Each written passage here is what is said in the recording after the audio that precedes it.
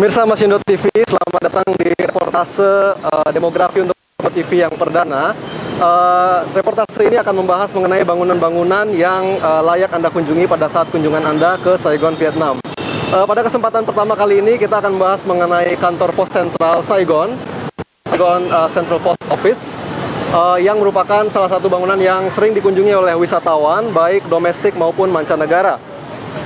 Kantor pos ini terletak di Jalan Kongsa Paris nomor 2. Bangunan ini dibangun pada tahun 1891 dengan arsiteknya berasal dari Perancis, yaitu Monsieur Felideau dan Fulhu.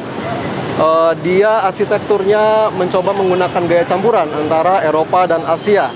Eropa tentu saja berasal dari Perancis, dan Asia dia mencoba menggunakan arsitektur khas dari Kerajaan Champa. Nilai estetik dari bangunan ini lumayan tinggi. Kita lihat di sini bangunannya didesain dengan simetris, dengan detail yang sama, baik di sisi kiri maupun sisi kanan gedung. Dan di muka gedung kita perhatikan di sini bahwa terdapat ukiran-ukiran nama yang sangat penting bagi masyarakat Eropa pada abad ke-19. Kita sebut saja Voltaire, Laplace, Arras, Edison, Morse, Ohm, dan masih banyak lagi nama-nama tokoh yang diukir di sini.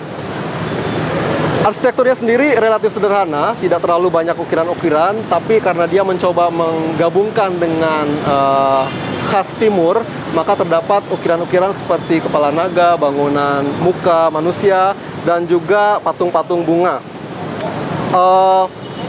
Hal yang unik di sini adalah pintu utama yang berbentuk setengah lingkaran, dan terdapat jam besar yang masih berfungsi dengan baik sampai sekarang. Itu merupakan salah satu hal yang menarik kalau kita berbicara mengenai arsitektur. Baik, untuk lebih jelasnya mari kita kunjungi bagian dalam dari kantor pos itu sendiri. Seperti yang kita sampaikan tadi, kantor pos ini masih berfungsi dengan baik untuk melayani jasa perposan di masyarakat Vietnam, dan juga memberi informasi mengenai sejarah Vietnam itu sendiri. Kita lihat di sini ada gambar peta telegraf, ligne telegraphique du Sud Vietnam et du Cambodge. Dan juga kita lihat di sini ada 37 loket, dan benar-benar menunjukkan bahwa inilah pusat dari kegiatan perposan di Vietnam. Tidak hanya perusahaan milik negara Vietnam, tapi kantor pos ini juga menyediakan layanan-layanan asing seperti FedEx, DHL, dan juga Western Union. Nah, selain layanan pos, tentu saja kantor pos ini mencoba menyediakan hal-hal yang disukai wisatawan. Tentunya mereka ingin membeli pernak-pernik yang berhubungan dengan kantor pos. Di sini kita lihat ada perangko, kantor pos, dan juga kartu pos yang biasa didapatkan di kantor-kantor pos dimanapun di seluruh dunia. Menurut informasi yang kami dapatkan, mulai tahun lalu mereka juga menjual pernak-pernik yang tidak terlalu berhubungan dengan kantor pos untuk lebih meningkatkan bisnis mereka di bidang souvenir. Sebut saja ada ukiran-ukiran, patung-patung, pernak-pernik, dan juga miniatur-miniatur transportasi khas masyarakat Vietnam.